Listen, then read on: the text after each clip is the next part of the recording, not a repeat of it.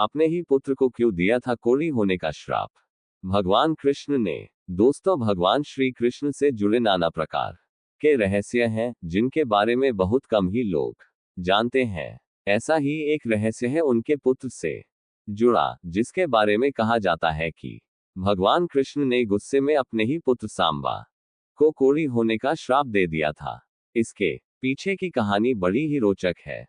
दोस्तों, यह माना जाता है कि भगवान श्री कृष्ण के श्राप से मुक्ति पाने के लिए सांबा ने सूर्य मंदिर का निर्माण करवाया था, जो अब पाकिस्तान के मुल्तान शहर में स्थित है।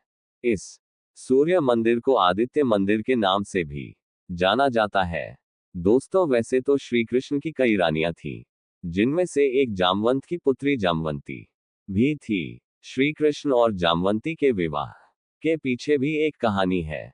पुराणों के अनुसार बहुमूल्य मणि हासिल करने के लिए भगवान श्री कृष्ण और जामवंत में 28 दिनों तक युद्ध चला था।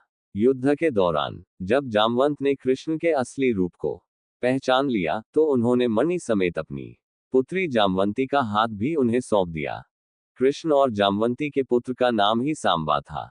कहते हैं कि सांबा इतना सुंदर और आकर्षक था कि कृष्ण की कई पटरानियां भी उसकी सुंदरता के प्रभाव में आ गई थी। कहते हैं कि सांबा के रूप से प्रभावित होकर एक दिन श्री कृष्ण की एक रानी ने सांबा की पत्नी का रूप धारण कर उसे आलिंगन में भर लिया, लेकिन ऐसा करते हुए श्री कृष्ण ने उन दोनों को देख लिया। इसी बात से गुस्सा होकर श्री कृष्ण ने सांबा को कोढ़ी हो जाने का श्राप दे दिया। दोस्तों, पुराणों के अनुसार महर्षि कटक ने सांबा को कोढ़ से मुक्ति का उपाय बताते हुए सूर्य देव की उपासना करने को कहा।